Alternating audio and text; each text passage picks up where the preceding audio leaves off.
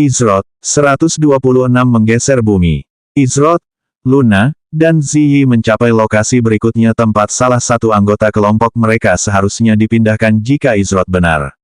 Namun, mereka tidak dapat memastikannya sampai mereka menemukan anggota kelompok mereka yang hilang di daerah sekitar. Terlebih lagi karena indera persepsi Izrod sekali lagi dibatasi oleh bintik-bintik hitam di atmosfer. Dia harus mengandalkan sebagian besar kekuatan sens jiwanya dan menutup semua inderanya untuk menemukan petunjuk apapun. Alur pemikiran yang paling sederhana adalah siapapun yang melakukannya akan menuju ke menara tinggi di kejauhan. Namun, baik Luna maupun Ziyi telah mengalami kesulitan yang berbeda setelah mereka dipindahkan yang menyebabkan mereka menyimpang dari pilihan yang jelas ini. Faktanya, jika bukan karena Aegis yang sudah bertarung melawan Silentstep, Izrod mungkin akan menjadi lawannya. Oleh karena itu, mereka tidak lagi memiliki kemewahan untuk berasumsi bahwa menara tinggi itu akan menjadi arah yang akan dituju anggota kelompok mereka. Izrod mengamati sekelilingnya dengan saksama, namun, tidak ada tanda-tanda yang jelas bahwa seseorang pernah berada di sana. Meskipun itu sudah diduga, Izrod sudah bisa menganggap dirinya cukup beruntung karena ia dapat menemukan Ziyi dan Luna tanpa banyak kesulitan. Aku akan segera mencari di sekitar sini, tetaplah berhati-hati, ucap Izrod sebelum berkedip untuk memulai pencariannya. Semoga keberuntungannya sebelumnya tidak akan luput darinya kali ini. Ziyi kemudian menoleh ke arah Luna dan menanyakan sebuah pertanyaan yang telah lama ada di benaknya. Luna, bagaimana kamu bisa bertemu dengan Izrod? Ziyi tidak buta dan sering melihat tatapan Luna beralih ke arah Izrod. Oleh karena itu, dia berpikir bahwa mungkin mereka sudah saling kenal dari beberapa permainan sebelumnya atau mungkin bahkan di dunia nyata. Tidak hanya itu, Izrod juga memiliki aura yang sangat unik. Selain itu, meskipun yang lain mungkin tidak menyadarinya sebelumnya, Ziyi telah mengamati saat-saat ketika Izrod memiliki pandangan yang sangat jauh di matanya. Dia akan melihat lurus ke depan atau ke langit, tetapi tatapannya akan mengisolasi sekelilingnya. Luna mengerjap beberapa kali. Ia tidak menyangka Ziyi akan menanyakan pertanyaan yang begitu acak. Namun, ia tidak punya alasan untuk menyembunyikannya dari Ziyi. Semuanya bermula di kota Opal. Luna kemudian melanjutkan dan menceritakan kembali kejadian-kejadian yang menyebabkan dirinya, dan juga Hals berkenalan dengan Izrod. Ziyi terkejut ketika mengetahui bahwa Izrod, Luna, dan Hals baru bertemu saat awal peluncuran RML. Dari cara Hals memanggilnya saudara dan mereka berdua menghormatinya, dia menyimpulkan bahwa ada sejarah yang jauh lebih dalam di antara mereka. Meskipun tidak di dunia nyata, setidaknya di dunia virtual. Namun ternyata tidak demikian. Tidak lama setelah Luna menceritakan kepada Ziyi versi ringkasnya tentang bagaimana ia bertemu Izrod, ia telah kembali dari pencariannya. Namun tidak seperti saat Luna dan Ziyi kembali dengan seseorang, kali ini tidak ada seorang pun yang ikut bersamanya. Ada apa? Tanya Ziyi. Saya menemukan sebuah gua kecil dengan beberapa terowongan yang saling terhubung di depan. Satu terowongan lurus dan tampaknya mengarah ke sisi lainnya. Saya kembali ke sini karena saya tidak yakin apa yang ada di dalam gua itu. Akan sangat disayangkan jika kita terpisah lagi setelah waktu yang begitu singkat. Izrod menjelaskan. Seseorang tidak akan pernah merasa aman di dalam Chaotic Dogma Realm. Meskipun Izrod tidak akan kesulitan mengurus dirinya sendiri, ia merasa tidak adil bagi Luna dan Ziyi jika ia membiarkan mereka menunggu di sini hingga ia kembali. Gua kecil, apakah menurutmu salah satu dari mereka akan masuk ke dalam sendirian? Tanya Ziyi. Tidak ada jaminan bahwa mereka berhasil, tetapi juga tidak ada jaminan bahwa mereka tidak berhasil. Jika kita tidak menemukan siapapun di dalam, kita harus menandai ini sebagai jalan buntu dan melanjutkan perjalanan menuju menara. Jawab Izrod. Memang, tidak ada cara untuk mengetahui dengan pasti apakah seseorang berada di dalam gua kecil itu, tetapi saat ini hanya itu petunjuk yang bisa mereka kejar, tidak termasuk rute menara. Setelah keputusan mereka dibuat, Izrod, Luna, dan Ziyi berjalan menuju gua kecil yang ditemukan Izrod selama pencariannya. Saat rombongan tiba, mereka melihat pintu masuk gua kecil yang tingginya tidak lebih dari beberapa meter dan lebarnya berada di atas struktur batu berukuran panjang. Bentuknya hampir menyerupai sebuah karya seni, bukan sesuatu yang terbentuk secara alamiah oleh alam. Ada juga jalan lurus yang disebutkan Izrod sebelumnya dan kelompok itu bisa melihat sumber cahaya dari sisi lain gua. Jika mereka harus berjalan mengelilingi seluruh bangunan yang terbuat dari batu, itu akan memakan waktu yang cukup lama. Di dalam gua itu ada cahaya redup yang dipancarkan oleh sumber cahaya yang tidak diketahui. Namun, cahayanya cukup terang sehingga pemain yang masuk tidak akan mengalami kesulitan untuk menyesuaikan diri dengan area tersebut. Jika seseorang datang ke sini, aku bertanya-tanya apakah mereka langsung masuk ke dalam gua, atau memutuskan untuk berhenti dan menjelajah sebentar. Ziyi merenung sejenak. Dia tidak bisa mengatakan dengan pasti, tetapi dia percaya bahwa ketiga orang itu akan memilih untuk menjelajahi tempat ini karena rasa ingin tahu yang besar dengan pola pikir mereka yang sederhana. Karena gua itu sendiri tidak terlalu besar, kita seharusnya bisa melewati semua terowongan dalam waktu sekitar 20 menit. Jika mereka tidak berada di ujung jalan yang lurus, maka kita akan melanjutkan ke langkah berikutnya dan mencari terowongan, kata Izrot. Izrot memimpin jalan menuju gua kecil itu dengan Luna dan Ziyi mengikutinya dari belakang. Kelompok itu hanya butuh beberapa menit untuk mencapai titik tengah. Namun, sebelum mereka bisa melanjutkan lebih jauh, suara gemuruh keras terdengar dan seluruh gua mulai berguncang. Mereka terkejut oleh gempa bumi yang tiba-tiba itu. Namun, ketika kelompok itu melihat ke depan, jalan lurus ke sisi lain sudah tidak ada lagi. Batu-batu di sekitar mereka terus bergeser seolah-olah seseorang menggeser bumi itu sendiri ke posisi arah. Bumi ternyata bergerak dengan sendirinya. Ziyi memperhatikan bongkahan batu besar itu meluncur melewati dirinya dan menuju ke lokasi berbeda. Ketika batu-batu itu berhenti total, gua yang dulunya kecil itu kini berubah menjadi labirin di mana kelompok itu tidak dapat melihat jalan dari mana mereka berasal, ataupun ujung yang akhirnya mereka tuju. Labirin yang disamarkan sebagai gua. Jika salah satu anggota kelompok mereka benar-benar memasuki tempat ini, maka mereka mungkin akan tersesat. Ia tidak tahu seberapa terampil Hals dan Guan Yu dalam hal labirin, namun, mereka mungkin bukan orang terbaik untuk menghadapi situasi ini. Sedangkan untuk Valentine, Izrot merasa bahwa ia akan memiliki keuntungan dengan mata sihirnya. Rasanya seolah-olah bumi di area ini hidup, kata Luna. Izrot dan Ziyi juga berpikir hal yang sama. Cara bumi bergerak tampak tidak alami dan seolah-olah ada yang mengendalikan tindakannya. Rencana awal kita tidak akan berubah. Izrot sedang berbicara ketika tiba-tiba, suara gemuruh rendah bergema di kejauhan. Tidak seperti suara keras dan sangat jelas sebelumnya, suara ini lebih halus dan terkonsentrasi di area yang sangat spesifik yang tampak berada di jalur yang ditetapkan langsung untuk posisi mereka saat ini. Kemungkinannya, suara itu sama sekali tidak bersahabat. Izrot menghunus pedang petirnya dan memusatkan perhatiannya ke arah datangnya suara gemuruh itu. Tindakan Izrot membuat Luna dan Ziyi juga bersiap menghadapi kemungkinan pertempuran. Awalnya, mereka tidak mendengar apapun, namun, setelah beberapa detik, suara itu menjadi cukup keras untuk mereka dengar. Ada apa? Ziyi memfokuskan perhatiannya ke arah yang sama dengan Izrot. Suara gemuruh itu semakin keras seiring berlalunya waktu. Namun, tidak ada cara bagi mereka untuk pergi selain ke arah suara itu berdasarkan lokasi mereka saat ini. Apapun yang terjadi, mereka harus menghadapi apapun yang muncul di hadapan mereka jika mereka ingin maju lebih jauh. Sepertinya kita akan segera mengetahuinya, kata Izrot. Cit, cet, cet. Tak lama setelah kata-kata itu keluar dari mulut Izrot, suara aneh seperti binatang datang dari tanah di depan mereka. Mereka tidak dapat melihat makhluk yang muncul di hadapan mereka dengan jelas, tetapi mereka dapat mengenali beberapa ciri-cirinya dan melihat informasi tentangnya. Nama, Earthshifter Elite. Tingkat, 26. HP, 50.100%. Untuk monster level 26, HP-nya ada di ujung bawah spektrum. Namun, HP yang rendah biasanya mengindikasikan satu dari dua hal. Yang pertama adalah monster tersebut memiliki kualitas khusus lain yang membutuhkan nilai HP yang lebih rendah. Yang kedua adalah monster tersebut merupakan bagian dari kelompok monster lainnya. Namun, satu-satunya kelompok monster yang Izrot dan kelompoknya temui sejak mereka memulai Chaotic Dogma Realm adalah Chaos Fiends. Namun, apakah itu benar-benar diperhitungkan? Lagi pula, pada akhirnya, Chaos Fiends adalah produk sampingan dari item sihir yang kuat. Jika mereka memperhitungkan monster alami yang telah mereka temui sejauh ini, maka tidak akan pernah ada yang terulang. Earthshifter, Dari namanya saja aku yakin bisa berasumsi bahwa benda ini ada hubungannya dengan pergeseran bumi yang tiba-tiba di dalam gua ini, kata Luna. Earthshifter menyerupai seekor babi tanah, namun, ukurannya sekitar 1,5 meter dan penampilannya jauh lebih menakutkan.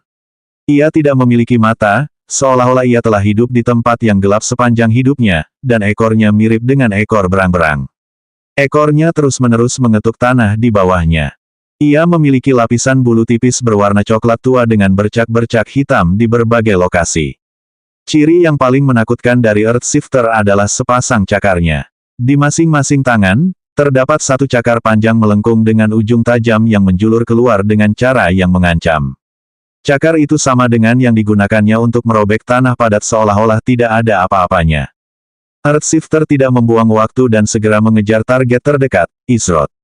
Monster itu berenang menembus tanah dan dengan cepat mendekati Izroth. Monster itu mengayunkan cakarnya yang tajam ke arah Izroth. Monster itu sangat cepat dan cakarnya turun dengan cepat.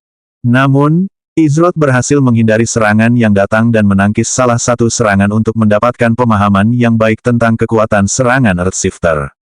Ditangkap, 330. 2638 per 2968 HP tersisa. Izroth cukup terkejut karena meskipun memiliki kecepatan serangan yang tinggi, Earthshift masih memiliki statistik serangan yang tinggi. Namun, ini menjelaskan nilai HP-nya yang lebih rendah dibandingkan dengan monster lain dengan level yang sama. Akan sedikit merepotkan untuk terus-menerus menghindari serangannya di ruang tertutup ini. Namun, secara mengejutkan, Izroth tidak melancarkan serangan, tetapi posisi pedang awalnya telah berubah. Dari agresif menjadi tenang dan sangat sabar. Kedua gaya itu hampir sepenuhnya bertolak belakang. Izroth meletakkan telapak tangan kirinya dengan lembut di atas pergelangan tangan kanannya. Setelah itu, ia memiringkan Blade of Lightning di tangan kanannya pada sudut sedikit 45 derajat dengan ujungnya menunjuk berlawanan arah jarum jam. Ini adalah situasi yang paling ideal untuk mempelajari bentuk pedang kedua. 127 musuh darah. Earthshifter menghantamkan ekornya yang kuat ke tanah dan menggunakan momentum yang diberikan oleh tindakan itu untuk langsung mempercepat dirinya menuju Izroth. Gerakannya sangat tepat dan akurat, hampir seperti kesalahan. Ketika sesuatu terlalu sempurna, pada akhirnya akan menjadi mudah untuk membaca tindakan selanjutnya. Izroth mencondongkan tubuhnya sedikit ke sisi kanan sambil mempertahankan posisi pedangnya. Ia berhasil menghindari serangan Earthshifter. Pada saat yang hampir bersamaan ketika cakar mematikan Earthshifter itu meleset dari Izroth, ia menggeser pedangnya 90 derajat searah jarum jam dan dengan cepat mengiris udara dan menghantam tubuh Earthshifter itu dengan kejam. Begitu serangannya berhasil, Izroth segera kembali ke posisi semula. Selama rangkaian gerakan itu, tangan kiri Izroth tetap bertumpu pada pergelangan tangan kanannya. Efek pasif Hellfire Rampage miliknya membuat kelincahannya meningkat dengan setiap serangan yang berhasil. Namun, untuk mempertahankan peningkatan ini, ia harus menyerang lagi dengan sukses dalam waktu 3 detik. Peningkatan kelincahan yang diberikan oleh Hellfire Rampage akan membuatnya lebih mudah untuk menanggapi tindakan Earthshifter. Minus 388. Plus 12. Berkat efek Lifesteal yang melekat pada jubah adaptasinya, Izroth mendapatkan kembali sebagian HP-nya yang hilang hanya dengan memberikan kerusakan pada Earthshifter. Meskipun 3% awalnya tidak tampak seperti jumlah yang besar, pada akhirnya, semua serangan akan bertambah. Hal ini bahkan lebih berlaku untuk pemain dengan gaya bermain berbasis kecepatan dan kekuatan seperti yang dimiliki Izroth. Wuih, kurang dari sedetik setelah serangan Izroth berhasil mendarat, panah Ziyi keluar dari kehampaan dan menembus tubuh Earthshifter. Minus 680. Setelah Earthshifter terkena panah Ziyi, ia langsung masuk ke dalam tanah. Beberapa saat kemudian, tanah di bawah kaki semua orang mulai bergetar sedikit. Ketika semua orang merasakan getaran kecil itu, mereka tahu bahwa itu bukanlah pertanda baik. Izroth, Luna, dan Ziyi bergerak cepat dari tempat yang bergetar di bawah mereka dan sekitar 2 detik kemudian, tanah tempat mereka bertiga berdiri beberapa saat yang lalu runtuh dengan sendirinya. Jika mereka tetap di sana, mereka akan tenggelam ke dalam bumi dan berada di bawah kekuasaan Earthshifter. Sang Earthshifter sekali lagi muncul di atas tanah di hadapan Izroth dan menyerang dengan cakarnya. Setiap serangan yang dilakukan Earthshifter semakin mendekati Izroth saat pertempuran berlangsung. Namun, tepat ketika serangan monster itu tampaknya akan memotong Izroth menjadi potongan-potongan kecil, ia selalu menghindarinya dengan gerakan seminimal mungkin. Bukan itu saja yang terjadi, setiap kali Earthshifter gagal menyerang, Izroth menghukumnya karena tidak berdaya tepat setelah serangannya meleset. Pedang petirnya bergeser 135 derajat ke kanan dan memotong tubuh Earthshifter. Minus 388. Plus 12. Namun, serangan Izroth tidak berhenti di situ karena ia menjadi lebih nyaman dengan posisi barunya. Di balik pedang petirnya mengintai dua bayangan tajamnya. Ia langsung berputar cepat saat ketiga serangan itu mengenai Earthshifter secara brutal. Izroth mengeksekusi skill Phantom Strike yang diperkuat oleh efek wujud pedang pertamanya, Converging Paths. Serangan kritis. Minus 388.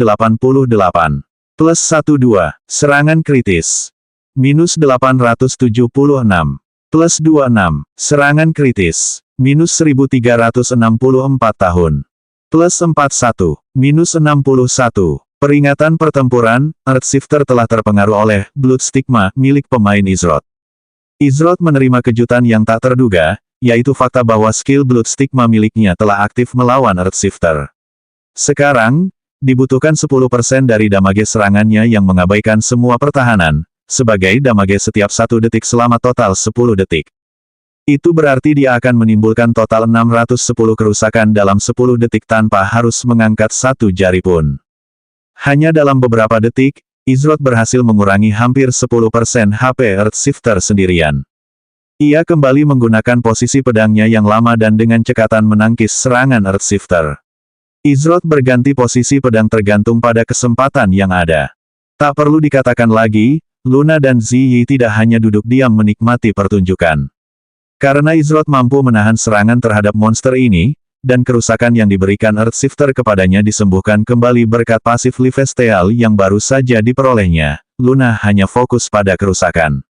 Dia menggunakan Holy Smite setiap kali cooldown-nya habis, yaitu setiap 2 detik. Meskipun hanya memberikan 40% kerusakan sihirnya, tidak seperti Superior Holy Smite yang memberikan 100% kerusakan sihirnya, itu masih cukup baginya untuk memberikan kontribusi dalam pertarungan.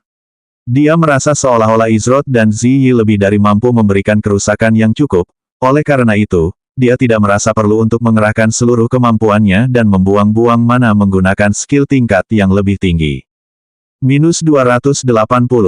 Ziyi melepaskan 2 anak panah lagi melalui kekosongan, salah satunya menembus langsung kepala Earthshifter. Minus 680. Serangan kritis. Minus 1459 tahun. HP Earthshifter turun drastis saat kelompok itu terus melanjutkan serangan mereka. 80%, 60%, 40%, 20%. Pola serangan Earthshifter terlalu mudah ditebak. Ia mengikuti pendekatan yang sama persis terhadap serangannya setiap saat, yang membuatnya lebih mudah dihadapi daripada monster elit lainnya di Chaotic Dogma Realm.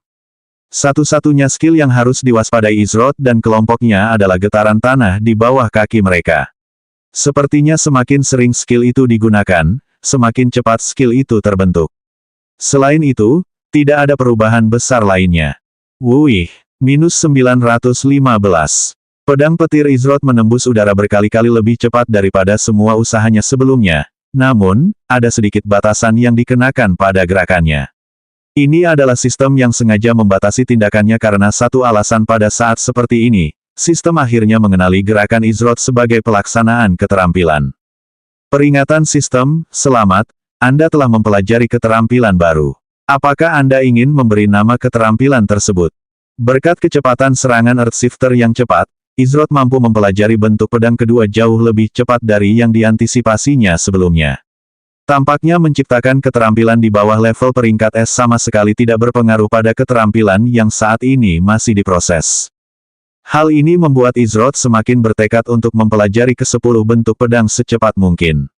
Jika ia berhasil menguasai ke-10 bentuk pedang, tidak akan ada pemain di seluruh RML yang dapat bermimpi menghadapinya dalam pertarungan jarak dekat. Sebutkan skill Second Sword Form, Returning Wave. Ucap Izroth menanggapi peringatan sistem. Nama skill, pedang kedua bentuk, gelombang kembali. Pembuat keterampilan, Izroth. Tingkat keterampilan, 1/4. Peringkat keterampilan, B. Persyaratan, dilengkapi pedang. Pasif, setelah Anda berhasil menghindari serangan, serangan pedang Anda berikutnya memperoleh kemampuan sementara Sword Counter dan Sword Return. Pedang penghitung aktif segera meluncurkan serangan balik instan dengan pedang pengguna ke lawan, memberikan 150% serangan pengguna sebagai kerusakan dan mengabaikan semua pertahanan fisik lawan. Sword Return aktif menangkal serangan atau skill berikutnya yang digunakan terhadap Anda dengan pedang dan mengarahkannya ke target pilihan Anda. Skill ini tidak dapat mengembalikan serangan yang jauh di atas total damage serangan pengguna. Cooldown skill ini menjadi 2 kali lipat jika skill ini digunakan. Catatan khusus, keterampilan ini juga dapat ditingkatkan melalui penggunaan berulang dan eksekusi yang tepat. Waktu pendinginan, 3 menit. Sistem itu tidak mengecewakan Izroth. Sistem itu memberinya keterampilan yang sangat mirip dengan bentuk pedang itu sendiri. Ia sekali lagi terkesan dengan ketepatan dan kemampuan sistem dalam RML. Jurus pedang kedua, Returning Wave adalah tentang menunggu kesempatan yang tepat untuk menyerang lawan. Sampai saat itu, seseorang menunggu dengan kesabaran yang tak terbatas. Namun, ketika saat itu tiba, jurus itu akan cukup untuk mengubah seluruh hasil pertempuran dengan satu ayunan pedang. 10%, 5%, 1%. Sebuah anak panah muncul dari dalam kehampaan dan menembus tubuh Earthshifter tanpa ada sedikit pun perlawanan dalam prosesnya. -680. Dengan anak panah itu, Earthshifter mengeluarkan suara kecil seperti binatang sebelum akhirnya terjatuh karena kalah. Peringatan sistem, selamat, Anda telah mengalahkan Earthshifter. Peringatan sistem, Anda telah diberikan 8.295 EXP. Anehnya, tidak ada loot drop dari Earthshifter. Namun, jumlah experience yang diberikan cukup banyak. Karena hanya 3 dari mereka yang bertarung melawan monster tersebut, experience yang didapatkan lebih banyak dari biasanya dibandingkan jika mereka berada dalam kelompok yang terdiri dari 6 pemain. Izroth menyarungkan pedang petirnya. Seolah mempermainkan waktu Izroth, begitu pedangnya masuk ke sarungnya, bumi mulai bergeser sekali lagi, mengubah seluruh tata letak labirin. Tampaknya mengalahkan Earthshifter tidak berpengaruh apapun pada sifat labirin ini. Mungkin saja ini adalah area normal di alam dogma chaotic tempat Earthshifter tinggal. Setidaknya, itu menjelaskan mengapa nama dan keterampilannya cocok dengan lingkungannya. Bagaimana kita bisa meninggalkan tempat ini jika berubah setiap beberapa saat? Ziyi mengerutkan kening. Jika labirin terus berubah, maka tidak peduli kemana mereka pergi di dalam labirin, mereka akan selalu terperangkap. Satu-satunya cara untuk melarikan diri tampaknya adalah dengan mengandalkan keberuntungan semata. Bagaimanapun, Ziyi bukanlah tipe orang yang menyerahkan segalanya pada keberuntungan dan berharap semuanya akan berjalan baik pada akhirnya. Mungkin saja berubah karena kita baru saja mengalahkan Earthshifter. Kalau begitu, kita tidak perlu lagi menanggung perubahan mendadak dalam tata letak labirin. Selama kita tidak bertemu monster lain, kata Luna, memberikan pendapatnya tentang masalah tersebut. Namun, saat mereka berdua sedang berbincang tentang labirin, perhatian Izroth terfokus pada area terowongan tertentu yang terletak sekitar 30 meter dari mereka. Sangat samar, tetapi Izroth bisa merasakan kehadiran yang familiar di dalam terowongan itu. Mungkin karena bintik-bintik hitam itu tidak terlalu mengganggu di dalam gua kecil ini, jangkauan persepsi Izroth telah meningkat pesat sejak mereka masuk ke dalam. Namun, dia baru bisa merasakan kehadiran ini setelah labirin itu bergeser. Saat Luna dan Ziyi menyadari kesunyian Izroth, dan tatapannya tertuju pada terowongan tertentu, mereka bertanya-tanya apa yang telah ditemukannya kali ini. Apakah kau menemukan petunjuk tentang cara keluar dari labirin ini? Tanya Ziyi. Izroth menggelengkan kepalanya, tidak, tapi aku mungkin telah menemukan salah satu anggota kelompok kita. Luna dan Ziyi terkejut mendengar kata-kata Izroth. Namun, jika dia benar-benar berhasil menemukan salah satu dari mereka di dalam labirin ini, indera penglihatannya bahkan lebih menakutkan dari yang mereka duga sebelumnya. Kita akan pergi dan melihatnya. Ucap Izroth sambil mulai menuju ke arah terowongan tempat dia merasakan kehadiran sosok yang familiar. Tentu saja, Luna dan Ziyi mengikutinya. Beberapa saat kemudian, kelompok itu telah berjalan sekitar 30 detik dan tiba di bagian terdalam terowongan. Tiba-tiba, mereka mendengar suara frustrasi yang memuntahkan segala macam hinaan yang ditujukan pada labirin.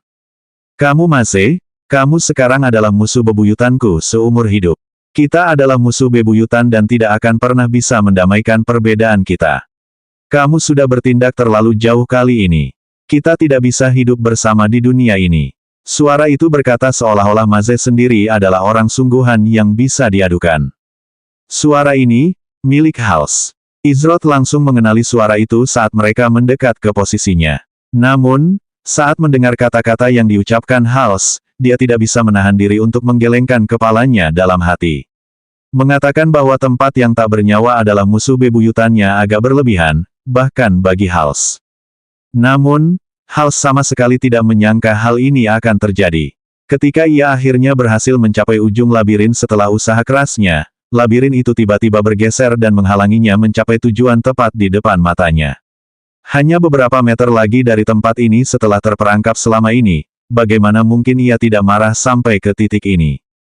128 anak hilang. Bagaimana kalian bisa menjadi musuh bebuyutan dengan sesuatu yang tidak memiliki setetes darah pun? Kata Ziyi sambil menggelengkan kepalanya menanggapi perilaku Hals. Hals terkejut mendengar suara yang tiba-tiba didengarnya. Selama berada di dalam labirin ini, dia belum mendengar atau menyadari ada orang lain yang terjebak di dalamnya bersamanya. Ketika ia menoleh ke arah sumber suara, Hals langsung mengenali 3 orang yang muncul di hadapannya. Namun, ia tampak waspada. Apakah ini salah satu trik labirin ini? Hals tidak bisa mempercayai apapun begitu saja jika menyangkut alam dogma yang kacau. Selain itu, agak mencurigakan bagaimana 3 anggota kelompoknya bisa menemukannya di dalam labirin ini. Seberapa besar alam dogma yang kacau? Kebetulan itu terlalu berlebihan. Trik, Luna mengamati bagaimana Hals bereaksi dengan sangat hati-hati. Mungkinkah tempat ini, seperti banyak lokasi di Chaotic Dogma Realm, mampu memunculkan ilusi? Namun, ada cara sederhana untuk memastikan bahwa itu bukanlah ilusi. Bagaimanapun juga, ilusi-ilusi di dalam Chaotic Dogma Realm biasanya berskala besar. Namun, satu hal yang sama dari semua ilusi itu adalah bahwa ilusi-ilusi itu tidak terlalu canggih. Dengan kata lain, bahkan jika Chaotic Dogma Realm meniru salah satu dari ilusi-ilusi itu, kecil kemungkinan ilusi palsu itu akan memiliki kepribadian mereka yang sebenarnya. Luna memberikan cure sederhana pada Hals yang memulihkan sebagian HP-nya yang hilang dari kerusakan yang dideritanya sebelumnya. Ini seharusnya baik-baik saja. Hals bisa merasakan aura menyegarkan membasahi tubuhnya. Jika ini benar-benar salah satu trik labirin, itu pasti tidak akan memulihkan HP-nya, tetapi malah berusaha mempersulitnya. Senyum canggung muncul di wajah Hals saat ia mengusap bagian belakang kepalanya karena malu. Maaf semuanya, aku sudah lama berkeliaran di labirin ini sehingga aku kehilangan kendali untuk sesaat. Aku tidak tahu apa yang bisa kupercaya.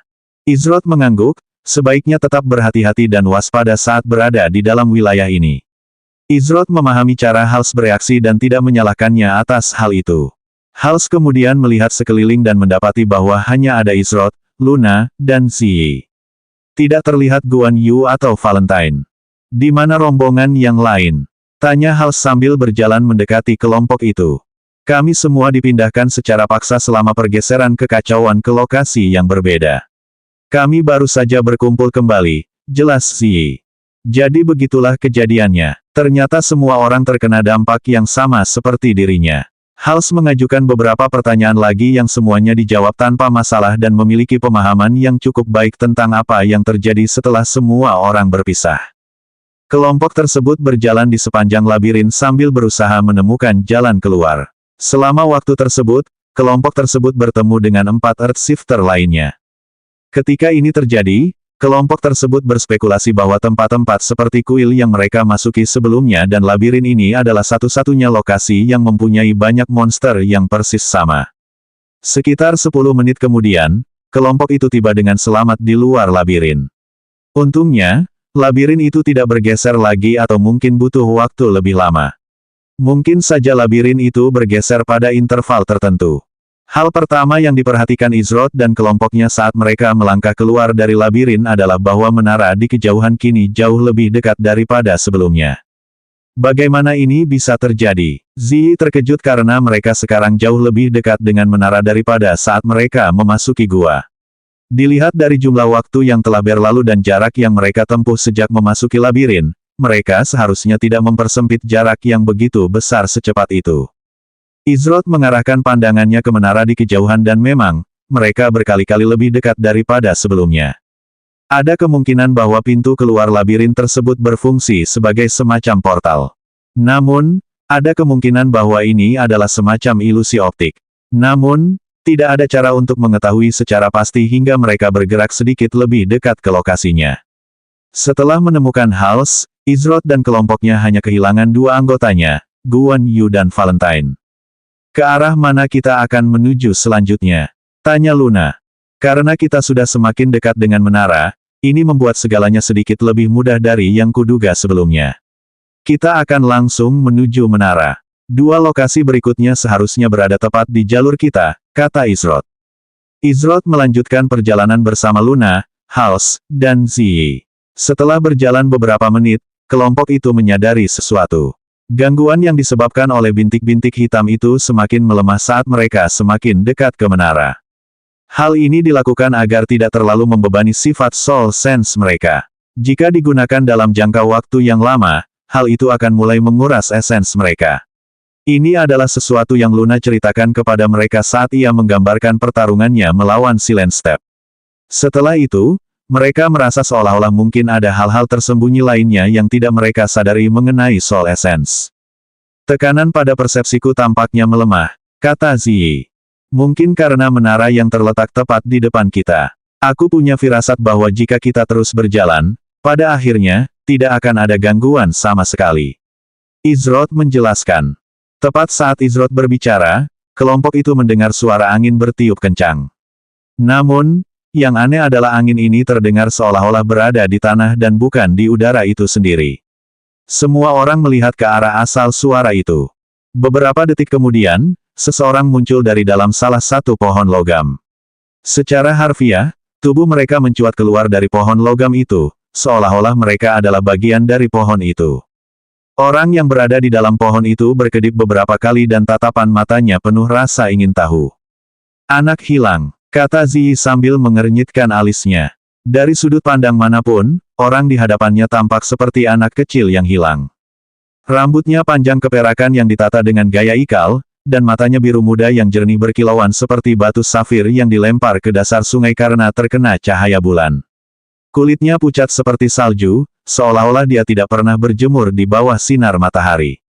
Uff! Dia mengeluarkan suara kecil saat melompat keluar dari dalam pohon dan mendarat dengan kedua kakinya.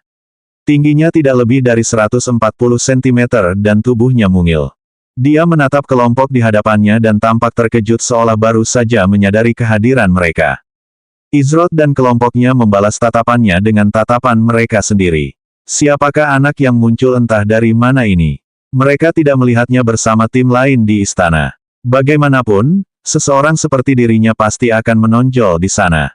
Lucu sekali. Itulah pikiran yang terlintas di benak Luna dan Ziyi secara bersamaan.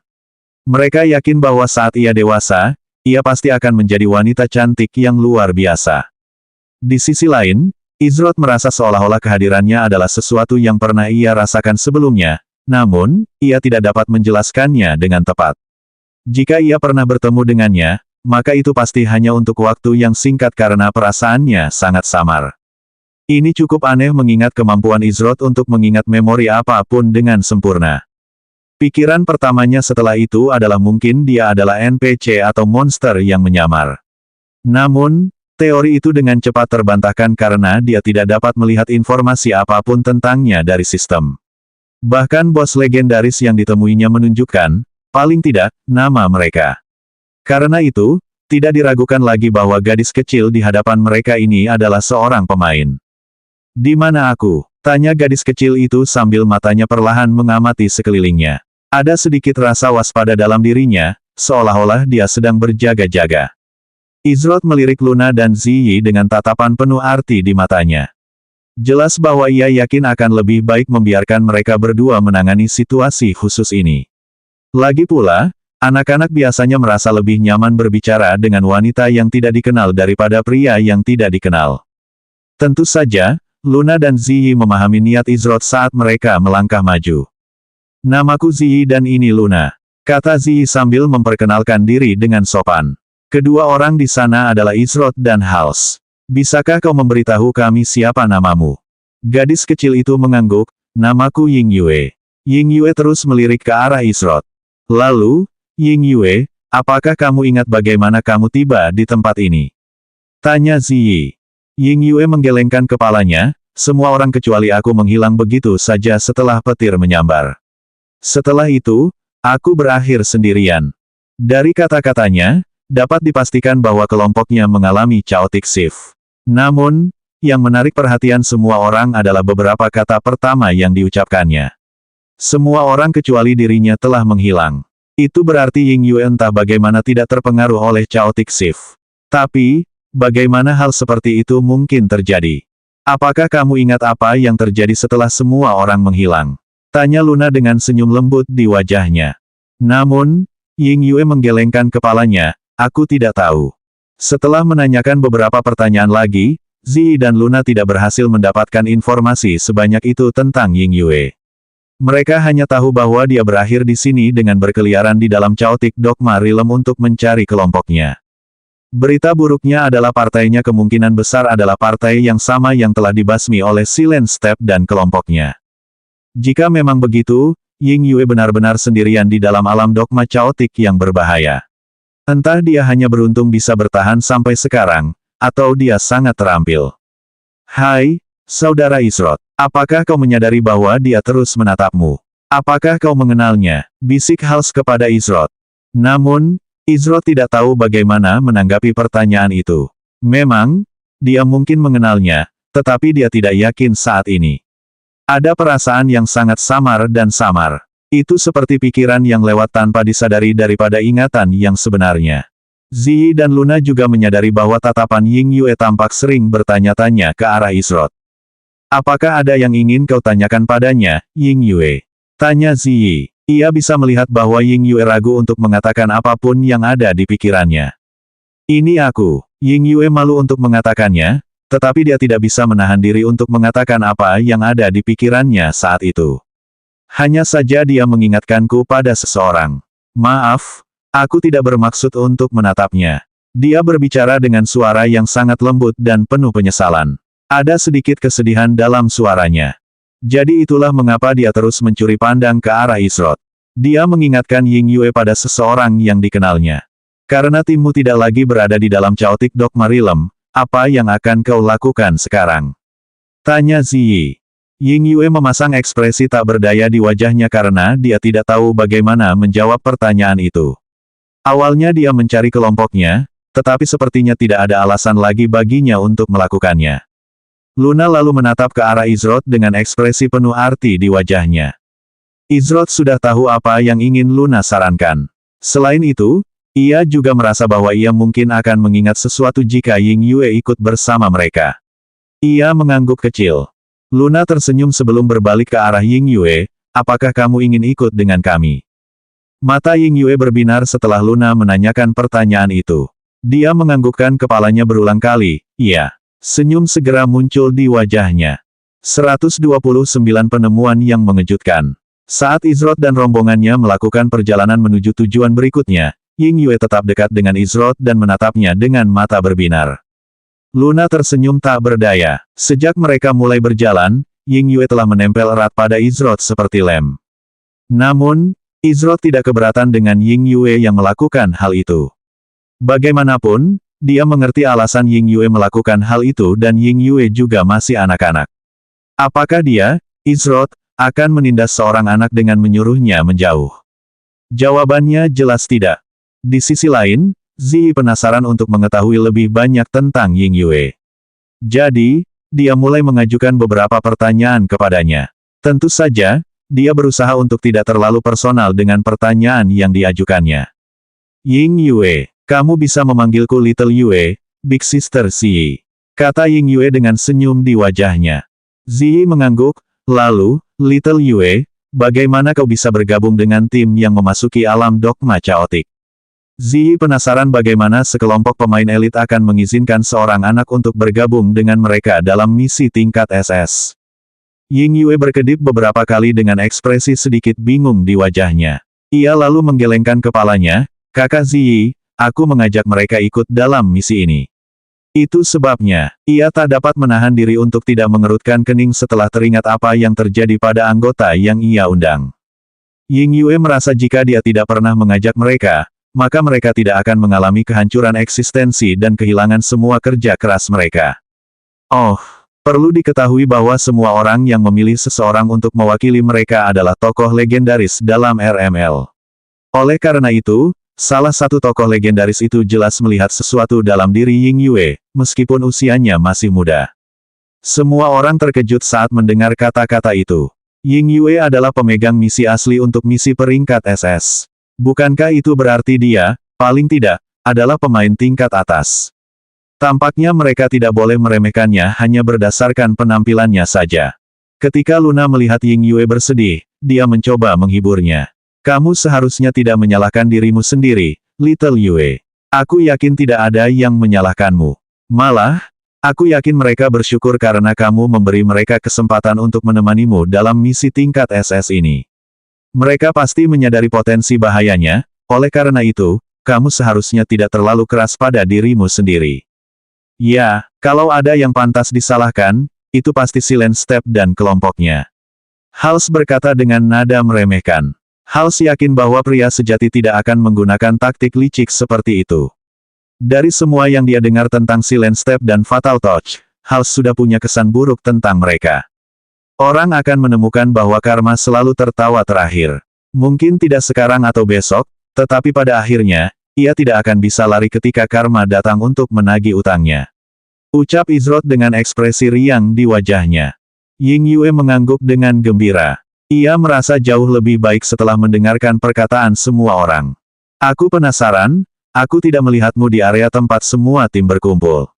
Bagaimana kau bisa masuk ke alam dogma caotik tanpa bantuan dari pusaran? Tanya Luna. Semua orang juga penasaran dengan fakta ini. Ying Yue akan menonjol di antara kerumunan dan cukup sulit untuk diabaikan. Namun, jika semua orang tidak menyadarinya, Izrot seharusnya tidak melakukannya dengan indera persepsinya yang mengerikan. Ah, maksudmu, tubuh Ying Yue diselimuti cahaya putih terang. Beberapa saat kemudian, penampilannya benar-benar berbeda. Dia sekarang setinggi Luna dan bahkan pakaiannya pun berubah. Semua orang terkejut dengan perubahan penampilan Ying Yue yang tiba-tiba. Dia sekarang mengenakan jubah panjang dengan tudung yang menutupi kepalanya. Penampilannya secara keseluruhan sangat tidak mencolok dan orang tidak dapat melihat sedikit pun fitur wajahnya. Dia memang tidak diperhatikan oleh kebanyakan orang, namun, Izrot ingat melihatnya di pertemuan dekat pusaran air. Setelah menyadari bahwa semua orang sedang menatapnya, Ying Yue segera mengakhiri transformasinya dan kembali ke wujud aslinya. Itu adalah keterampilan yang melekat pada perhiasan yang kutemukan bernama alter. Itu memungkinkanku untuk mengubah wujudku untuk sementara, katanya dengan suara lembut. Keterampilan yang luar biasa, kata Hals dengan sedikit nada iri dalam suaranya. Jadi itu sebabnya kami tidak melihatmu di pusaran itu. Tapi, mengapa kau menyembunyikan penampilan aslimu? Tanya Ziyi. Ying Yue memainkan jarinya sedikit sambil berkata, anggota kelompokku percaya bahwa kelompok kita akan dipandang rendah jika tim lain mengetahui bahwa akulah yang memimpin mereka. Jadi, mereka pikir akan lebih baik jika aku menggunakan keterampilan yang melekat pada perhiasanku. Setidaknya sampai kita memasuki alam dogma yang kacau. Semua orang bisa memahami alasan di balik itu. Lagi pula, siapa yang mau dipimpin oleh seorang anak? Namun, itu tidak berarti mereka setuju dengan anggota partainya. Namun, Izrot masih memiliki firasat samar bahwa bukan itu yang mengganggunya. Ia yakin bahwa ia pernah bertemu Ying Yue di suatu tempat sebelumnya dan saat ini ia pasti bukan di Istana Amaharpe. Izrot dan kelompoknya melanjutkan perjalanan menuju tujuan berikutnya. Sejauh ini, mereka belum bertemu monster atau jebakan yang dipasang oleh Chaotic Dogma Realm. Suasana terasa damai semakin dekat mereka dengan menara. Selama waktu ini, Ying Yue sekali lagi memusatkan perhatiannya pada Izrot. Ketika dia mengingat kembali momen tertentu dalam hidupnya, dia akhirnya menggumamkan pikirannya. Ying Yue bergumam pelan pada dirinya sendiri. Namun, bagi Izrot yang memiliki indera yang tajam, dia mendengar apa yang dikatakannya seolah-olah dia meneriakkannya dengan keras. Izrot berhenti, yang menyebabkan reaksi berantai dan semua orang menghentikan langkah mereka juga. Semua orang bertanya-tanya mengapa Izrot tiba-tiba berhenti berjalan. Mungkinkah mereka telah mencapai lokasi berikutnya? Izrot menoleh ke arah Ying Yue. Apa yang baru saja kau katakan? Ying Yue terkejut. Dia berbicara tanpa berpikir dan akhirnya mengutarakan pikirannya dengan lantang. Semua orang kini menatapnya dengan ekspresi penasaran di wajah mereka yang membuatnya semakin malu dengan situasi tersebut. Itu bukan apa-apa. Ying Yue memainkan jari-jarinya dengan jenaka dan menunduk ke tanah untuk menghindari kontak mata langsung. Izrot mengernyitkan alisnya saat ia tenggelam dalam pikirannya yang mendalam. Suasana hening total dan tidak ada seorang pun yang tahu apa yang sedang terjadi. Tiba-tiba Izrot menyadari di mana dia pernah melihat Ying Yue sebelumnya. Atau lebih tepatnya, di mana Jin pernah melihatnya sebelumnya. Itu dia. Itu menjelaskan mengapa perasaan bahwa kita pernah bertemu sebelumnya begitu samar.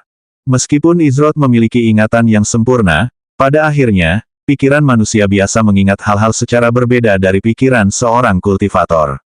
Sederhananya, sebagian besar ingatan manusia biasa mirip dengan efek bokeh pada kamera.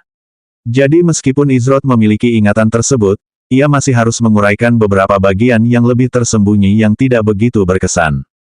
Gadis ini memang pernah ia temui sebelumnya, namun, lebih tepatnya, ia adalah seseorang yang pernah ditemui Jin sebelumnya tanpa menyadarinya. Namun, berkat kekuatan jiwa Izrot dan fakta bahwa ia kini sepenuhnya menyatu dengan Jin, ia dapat menemukan di mana ia pernah bertemu Ying Yue sebelumnya dalam ingatannya. Suatu hari sekitar 6 tahun yang lalu, ayah Jin mengunjunginya saat ibunya, Rei, sedang bekerja. Ia sebenarnya datang ke sana untuk, secara sederhana, meminta Jin menandatangani kontrak yang isinya menyatakan bahwa ia tidak akan mengambil tindakan hukum apapun untuk mencoba mendapatkan kekayaannya jika sesuatu terjadi padanya. Ia juga tidak akan menghubungi keluarga barunya. Dia ingin menyerahkan segalanya kepada keluarga barunya dan sama sekali tidak mau berhubungan dengan mereka. Baginya, Jin dan ibunya hanyalah noda dari kehidupan masa lalunya. Jin benar-benar marah melihat betapa tidak tahu malunya pria itu dan tidak pernah mengerti bagaimana ibunya bisa jatuh cinta pada seseorang yang begitu menjijikkan. Terlebih lagi, dia malu karena pria seperti itu adalah ayahnya. Setelah berdebat beberapa saat, Jin menandatangani kontrak dan menyuruhnya untuk tidak pernah datang ke sana lagi. Jin mengerti bahwa meskipun pria itu bajingan, ia masih bisa membuat kehidupannya dan ibunya lebih buruk dari yang sudah-sudah. Jin tidak peduli dengan apa yang terjadi pada dirinya sendiri, tetapi ia tidak bisa dan tidak akan membiarkan ibunya menderita lebih dari yang sudah-sudah. Namun, tanpa sepengetahuan Jin, di dalam mobil berjendela hitam di kursi belakang terdapat seorang gadis muda berusia sekitar 5 tahun. Gadis muda ini tampak sangat polos seolah-olah kejahatan dunia tidak pernah menyentuhnya. Gadis muda di dalam mobil itu sangat mirip dengan Ying Yue. Sebenarnya, gadis itu pastilah Ying Yue. Alasan Izrot mengalami kesulitan mengingat adalah karena Jin sendiri tidak menyadari kehadirannya di dalam mobil secara sadar. Namun, ia tetap menyadarinya di alam bawah sadar. Izrot tidak ingin terburu-buru mengambil kesimpulan. Ada berbagai kemungkinan dan sebelum ia memperoleh informasi lebih lanjut, sebaiknya ia tidak membiarkan imajinasinya menjadi liar. Namun, ada satu kebenaran mutlak dari semua ini. Jin memang pernah bertemu dengan Ying Yue suatu hari 6 tahun yang lalu, meskipun dia sama sekali tidak menyadarinya. Guan Yu mengerutkan kening sambil melihat ke arah Qi Ji Guang dan berkata, "Hei, kau bergerak terlalu lambat. Waktu untuk misi ini akan habis sebelum kita berhasil mencapai menara jika kita terus bergerak dengan kecepatan seperti ini." Qi Ji Guang hampir batuk darah saat mendengar kata-kata Guan Yu. Apa yang diharapkannya? Statistik kelincahannya telah berkurang hingga 75%. Tentu saja, tidak mungkin dia bisa mengimbangi pengguna pelat yang anehnya lincah ini. Untuk pengguna pelat, Guan Yu sangat cepat. Meski kelincahannya berkurang, Qi Ji Guang masih percaya diri dalam mengimbangi pengguna pelat, tetapi Guan Yu membuktikan sebaliknya. Qi Ji Guang memasang wajah muram. Keadaanku yang lemah hampir berakhir. Saat keadaan ini berakhir, aku tidak akan mengganggumu lagi. Karena Guan Yu saat ini adalah dermawannya, dia tetap tenang seperti yang diajarkan oleh gurunya. BUM. Guan Yu dan Qi Ji Guang terkejut dan langsung waspada penuh saat mendengar dan merasakan ledakan di dekatnya. Ledakan itu berjarak sekitar 30 meter dari lokasi mereka saat ini. Ledakan itu terdengar sangat dahsyat.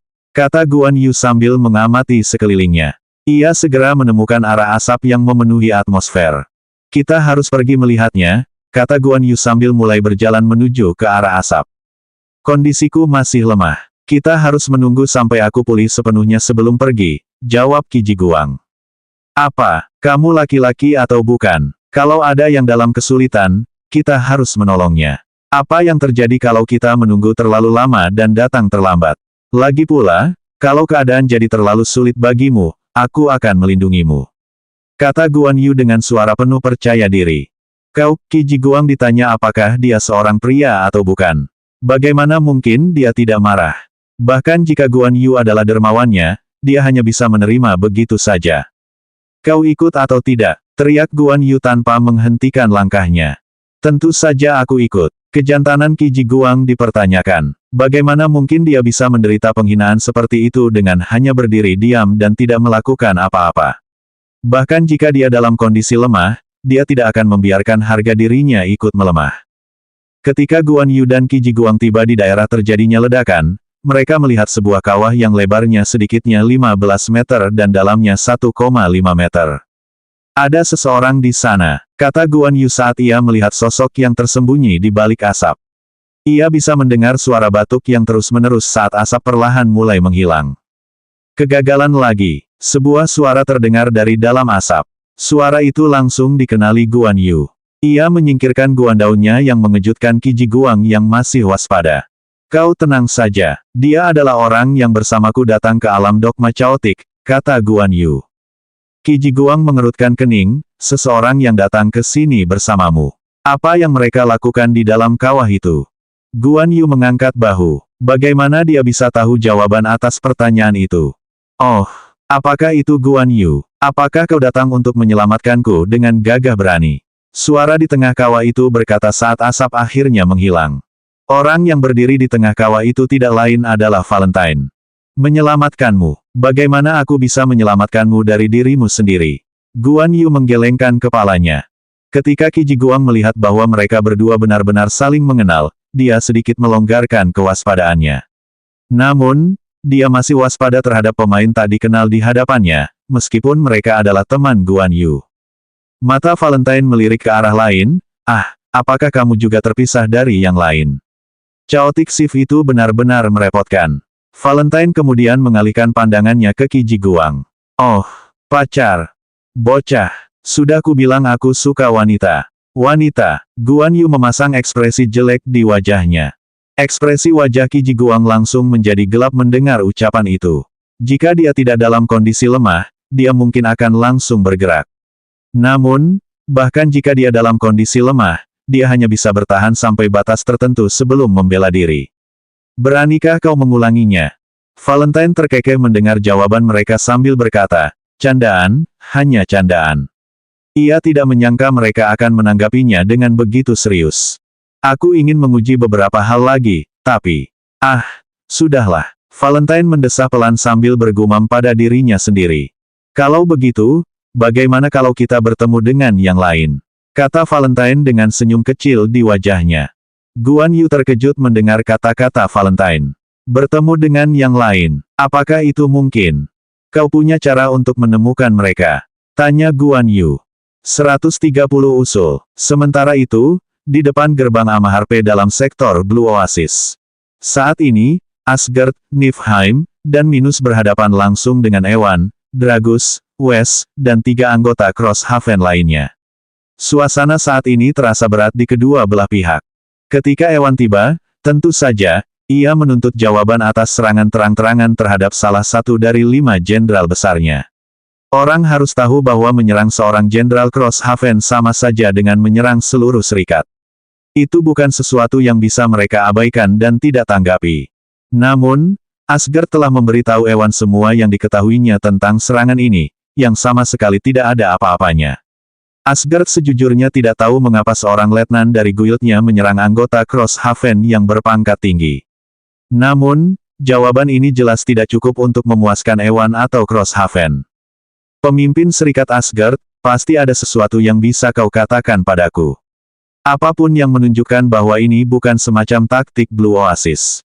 Kata Ewan sambil mengerutkan kening. Jika tidak ada sedikit pun bukti, maka itu akan semakin memperumit keadaan. Ini, Asgard melirik ke arah Minus yang selama ini terdiam. Sejak awal, dia belum mengucapkan sepatah kata pun. Red Days adalah seorang letnan di bawah komandonya, oleh karena itu, tindakan Red Days akan dianggap sebagai cerminan dari tindakan Minus sendiri. Minus mengangguk sedikit ke arah Asgard. Pemimpin Serikat Ewan, jika Anda tidak keberatan, saya ingin menyampaikan beberapa patah kata. Oh, kau, Kapten Minus, benar. Ewan terus memantau anggota berpangkat tinggi dari guild-guild papan atas. Kalau aku tidak salah, letnan ini berada di bawah komandomu. Mungkin kau bisa memberiku sedikit wawasan tentang masalah ini. Saya bertanggung jawab penuh atas tindakan letnan saya. Sebagai komandannya, saya gagal dalam tugas saya untuk menjaga ketertiban di jajaran saya. Oleh karena itu, jika Anda ingin menyalahkan siapapun, jangan salahkan pemimpin Serikat Asgard atau Blue Oasis, saya sendiri yang akan bertanggung jawab. Kata Minus sambil membuat gerakan meminta maaf. Niflheim mengerutkan kening saat mendengar kata-kata yang diucapkan Minus. Ada sesuatu yang mengganggunya tentang seluruh situasi ini. Selain itu, meskipun Minus mencoba mengalihkan kesalahan pada dirinya sendiri untuk membuat keadaan lebih mudah bagi guild, tidak mungkin semuanya akan berakhir hanya dengan itu.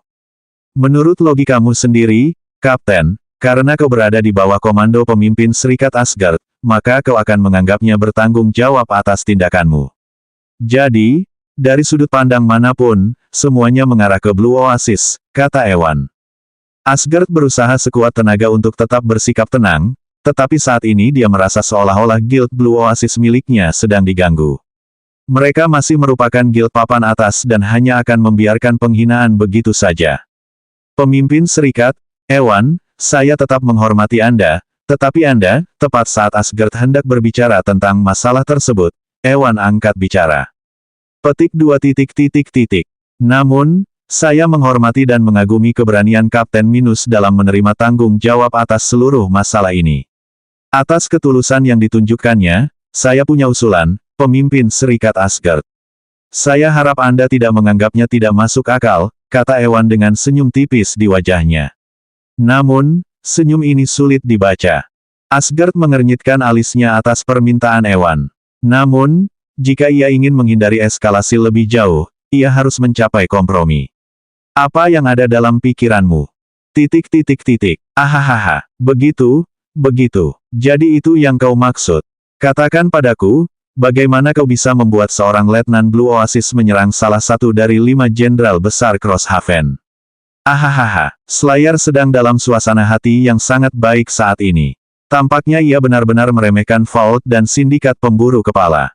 Orang-orang bodoh itu tidak punya pilihan selain mempertahankan reputasi dan wajah serikat mereka. Selama itu, mari kita lihat saja bagaimana mereka akan berhasil mengganggu rencana kita. Kata Slayer dengan seringai lebar di wajahnya. Sebentar lagi saatnya bagi Serikat Sage Fallsmu untuk bertindak, Slayer. Apakah semuanya sudah siap? Kata sosok berjubah yang dikirim ke sana oleh Vault. Guild Sage Fallsku selalu siap. Yang perlu kamu khawatirkan hanyalah bagaimana keadaan berjalan baik di pihakmu. Ucap Slayer dengan nada penuh percaya diri dan arogan. Selesai, kata Menevra dengan nada suara lembut. Bagus sekali. Bagaimana reaksi kedua belah pihak? Tanya Vault dengan senyum licik di wajahnya. Pemimpin Serikat Crosshaven telah meninggalkan bagiannya untuk mengunjungi pemimpin Serikat Blue Oasis secara pribadi. Meskipun eliminasi Wang Qiang akan menjadi situasi yang paling ideal, hal itu tetap tidak mengganggu rencana keseluruhan. Dalam beberapa saat, informasi tentang Minerva menjelaskan, tetapi dia segera berhenti berbicara ketika seseorang bergegas masuk dan membisikkan sesuatu di telinganya. Ada apa? Vault tidak senang karena Minerva tiba-tiba berhenti bicara di tengah penjelasannya.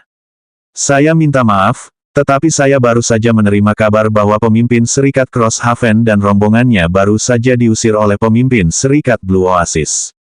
Menurut informasi yang baru saja saya terima, tampaknya kedua belah pihak tidak dapat mencapai kompromi yang tepat, kata Minerva. Bagus, sangat bagus. Hubungi Slayer dari Sage Falls dan beritahu dia tentang rencana kita. Bagaimanapun, dia adalah komponen kunci dalam apa yang ingin kita capai. Jika semuanya berjalan sesuai rencana, aku akan memastikan bahwa aku menepati janjiku. Kata Volt sambil menyeringai jahat. Minerva membungkuk dengan sopan, dimengerti. Saat dia membungkuk, ada ekspresi lega di matanya saat Volt mengucapkan beberapa kata terakhir itu. Namun, ada juga sedikit rasa bersalah yang tersembunyi di balik kelegaan itu. Apakah ini benar-benar sesuatu yang seharusnya ia lakukan dengan bakatnya?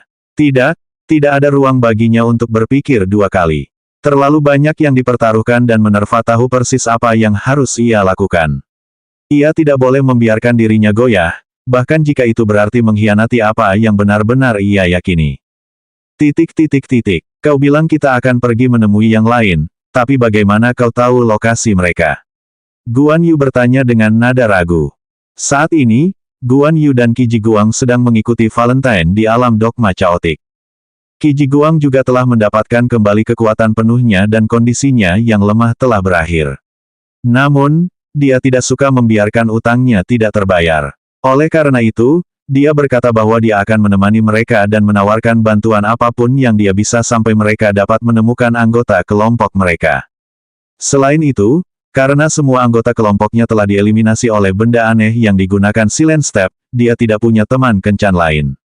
Namun, itu tidak berarti dia tidak punya rencana atau tujuan. Begitu dia menyelesaikan urusannya di sini, dia akan menjadikannya tujuannya saat berada di Chaotic Dogma Realm untuk memburu Silent Step dan membuatnya membayar atas perbuatannya. Kau sungguh ingin tahu caranya? Kata Valentine dengan senyum tipis di wajahnya. Mengapa aku tidak ingin tahu? Jawab Guan Yu. Lalu, jika Anda melihat rangkaian magis yang dibentuk oleh Chaotic Shift dan membandingkannya dengan bintik-bintik hitam, yang kemungkinan besar adalah deformitas spasial mini, maka Anda dapat menyelaraskan kembali pola yang ada dalam infrastrukturnya untuk merekayasa ulang bagaimana keduanya berinteraksi satu sama lain dan berfungsi secara keseluruhan. Apa yang saya coba lakukan sebelumnya adalah, Valentine menjelaskan tetapi terputus. Baiklah, aku mengerti. Kau benar, aku tidak ingin tahu. Pikiran Guan Yu berputar-putar karena semua omong kosong yang keluar dari mulut Valentine. Dia tidak mengerti sepatah kata pun. Qi Jiguang juga bingung dengan apa yang Valentine bicarakan. Namun, baik dia maupun Guan Yu adalah kelas yang berfokus terutama pada aspek fisik. Meskipun kelasnya memiliki beberapa keterampilan sihir, itu tidak ada apa-apanya dibandingkan dengan penyihir sungguhan dan lebih ditujukan untuk tujuan dukungan atau peningkatan. Tampaknya tingkat sihir yang lebih tinggi dalam RML bekerja secara berbeda. Senyum mengembang di wajah Valentine. Sederhananya, semua orang telah dibawa ke suatu tempat yang pernah kami kunjungi sebelumnya, jelas Valentine. Guan Yu mengerutkan kening, lalu, mengapa aku muncul di lokasi yang belum pernah aku lihat sebelumnya dalam hidupku? Ah, itulah bagian yang luar biasa dari semua ini. Kau tahu, ini bukan dalam arti harfiah tempat yang pernah kita kunjungi sebelumnya. Pikirkan seperti ini, apakah kau ingat saat kita pertama kali tiba di dalam alam dogma yang kacau dan terjebak dalam ilusi besar? Kata Valentine. Guan Yu mengangguk, tentu saja aku ingat. Tapi, apa hubungannya dengan itu? Saya melihat bahwa dinding di tempat itu terbentuk oleh sihir. Namun, awalnya saya percaya bahwa itu mungkin sesuatu yang diciptakan oleh Ground Bull pemakan bumi yang kami temui, jadi tidak banyak pertanyaan yang perlu diajukan. Namun, ternyata saya melewatkan detail yang sangat penting yang baru saya sadari beberapa waktu lalu. Valentine menjelaskan. Ia kemudian melanjutkan, tidak ada kelainan spasial, atau bintik hitam seperti yang Anda ketahui, yang hadir di dalam gua itu. Meskipun, itu bukan bagian yang penting. Dulu ketika kita memasuki kuil itu, apakah area di sana tidak terasa mirip dengan tempat lain? Meskipun bagi orang lain pada saat itu Valentine tidak menyadari apapun, ia sebenarnya mengalami hal yang sama tetapi dengan cara yang berbeda.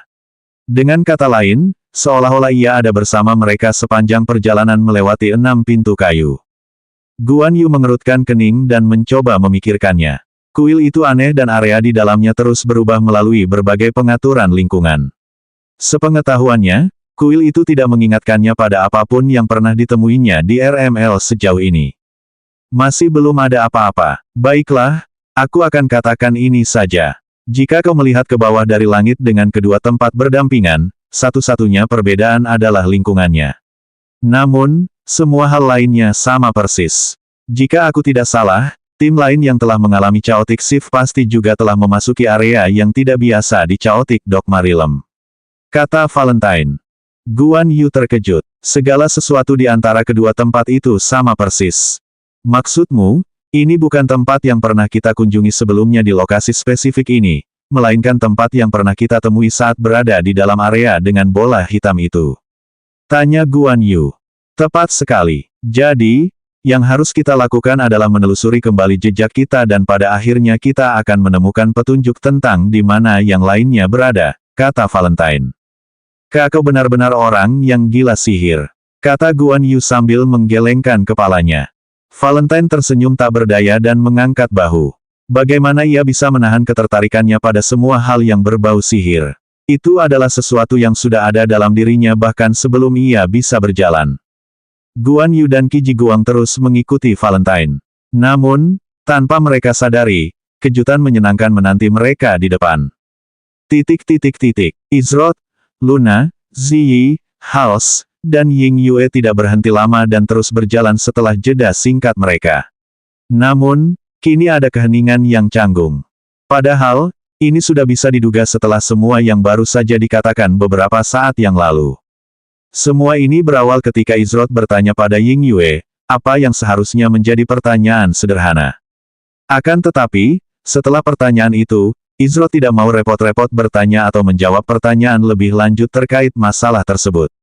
Hal ini, pada gilirannya, menyebabkan Ying Yue menjadi sangat sedih. Semua orang bingung karena keheningan yang tiba-tiba dan mengapa Ying Yue memiliki ekspresi yang menyedihkan di wajahnya. Selanjutnya bab 131 pengelompokan kembali.